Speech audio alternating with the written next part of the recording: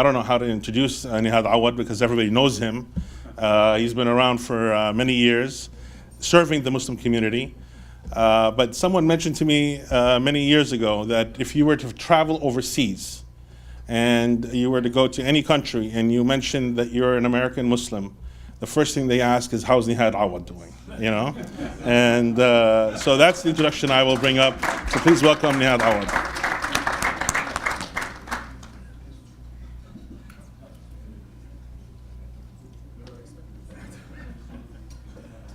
Assalamu alaikum. How are you?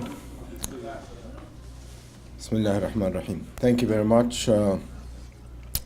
It's a great honor to see all of you tonight. So I'll be very brief because I'd like to give the chance to our dear representative Andre Carson and our brother Osama Jamal. But first of all, I think it's great to be on Capitol Hill for many reasons. One, American Muslims have to walk the walk and talk the talk in the hallways of Congress. And to do so, we have to have permanent tradition by coming here with issues. Just to remind you, this is the 8th annual tradition that CAIR does every year.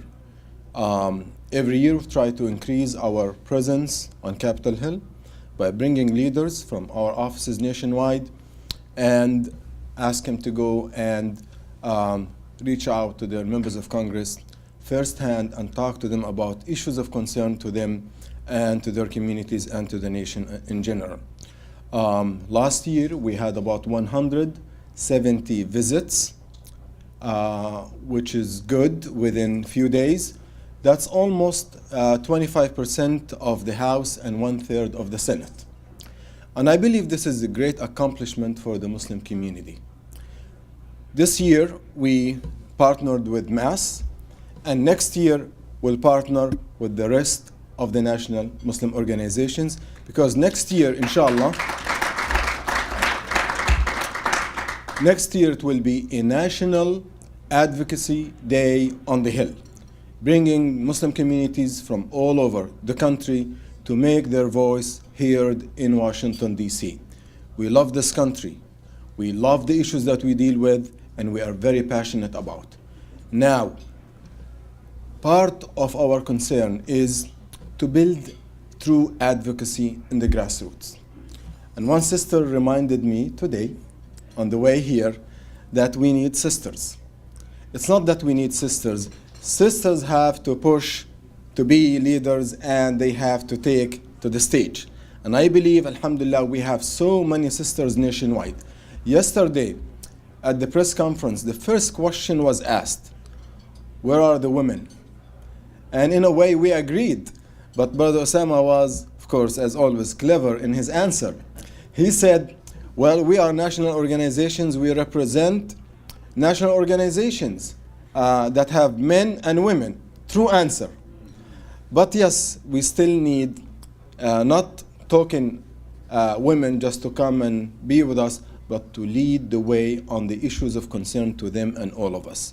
And Islamically, not just politically, Islamically, they're half of us, and the other half is trained and educated and raised at their hands.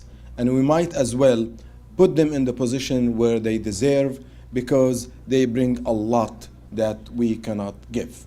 Finally, in the presence of our dear Representative Andre Carson, I think it is very important to focus on the unity of the Muslim community. Yesterday, I believe, was a historic day. A historic day, why? Because over the past few years, we have been working hard to knock down barriers, ethnic barriers, language barriers, even madhab, sectarian barriers, to discover and know and appreciate one another, and look at the reasons previous attempts to bring the community about failed, and how and what can we do to avoid them. And we discovered that we have a lot in common, and the common future is the biggest hope that we have. And we have to give that hope to the next generation and even to the current generation. So the formation yesterday of the U.S. Council of Muslim Organizations is great news not only to American Muslims here, but to Muslims worldwide. The reason is very simple.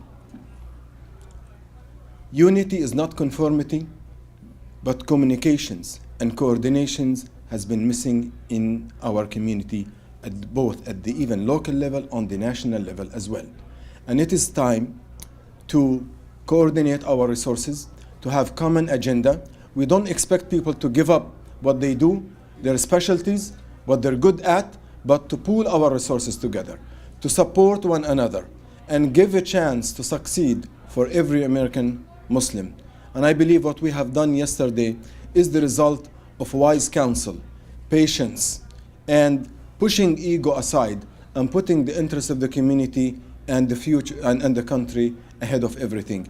And I would like really to thank Brother Osama for leading the way on this issue, and all the leaders of the organizations who came. Some did not come, and we should give them the excuse. We should not say, or just blame them. They should take their time. But I believe the right time is now to come together and encourage the other organizations to be part of this magnificent uniting initiative. And really finally on this, we would like members to join both at the regional level and at the local level. Eventually, we're looking to see Congress of Muslim Organizations of America. Then we will have a serious voting power. We will have a serious purchasing power. And we will have a voice to be reckoned with. Thank you. Assalamu alaikum.